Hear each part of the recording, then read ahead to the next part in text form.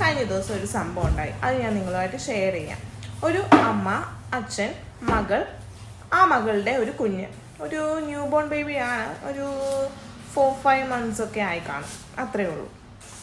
അപ്പം ഇത്രയും ആൾക്കാർ. അപ്പം ഈ അമ്മ ഒരു കാര്യത്തിന് വേണ്ടി പുറത്തോട്ട് പോയി. അപ്പം ഈ വല്യമ്മയും വല്യച്ഛനും ഈ കുഞ്ഞ് മാത്രമേ ഉള്ളൂ.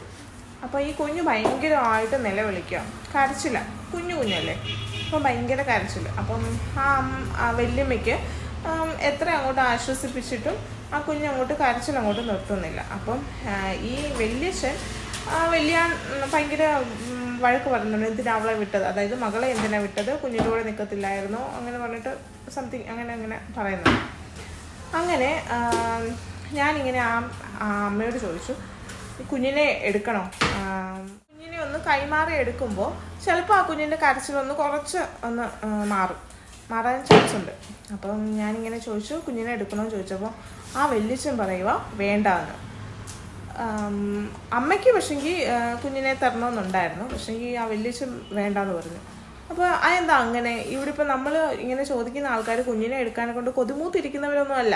ഇപ്പം എനിക്കാണെങ്കിൽ പോലും 10 മാസം പ്രായമുള്ളൊരു കുഞ്ഞുണ്ട്, എനിക്ക് കൊച്ചിനെ എടുക്കാനെ കൊണ്ട് കൊതി മൂത്തിരിക്കുമൊന്നുമല്ല. അപ്പം ഞാൻ അവർക്കൊരു സഹായമായിക്കോട്ടെ എന്ന് വിചാരിച്ചിട്ടാണ് ഞാൻ അവരോട് ചോദിച്ചത് കുഞ്ഞിനെ എടുക്കണോ എന്ന്. അപ്പം ഇതുപോലുള്ള മറ്റൊരാളുടെ കയ്യിൽ കുഞ്ഞിനെ കൊടുക്കണ്ട എന്നൊരു ചിന്താഗതിയുള്ള ഒരു അച്ഛനാണ് ആ പുള്ളിക്കാരൻ. അപ്പോൾ ഇതുപോലുള്ള വേറെ ആൾക്കാർ നമ്മുടെ സമൂഹത്തിൽ കാണും. അങ്ങനത്തെ ചിന്താഗതി ഉള്ളവർ അതൊന്ന് മാറ്റി പിടിക്കണം. കാരണം നമ്മളിപ്പോൾ 2025 ജീവിക്കുന്നത്. ഇമാതിരി സ്വഭാവം കൊണ്ടൊക്കെ ജീവിച്ചിരുന്നത് എന്ത് മനുഷ്യനാണോ താനിത് കാണുവാണെന്നുണ്ടെങ്കിൽ തനിക്ക് വേണ്ടി തന്നെ ഉള്ളതാണ്.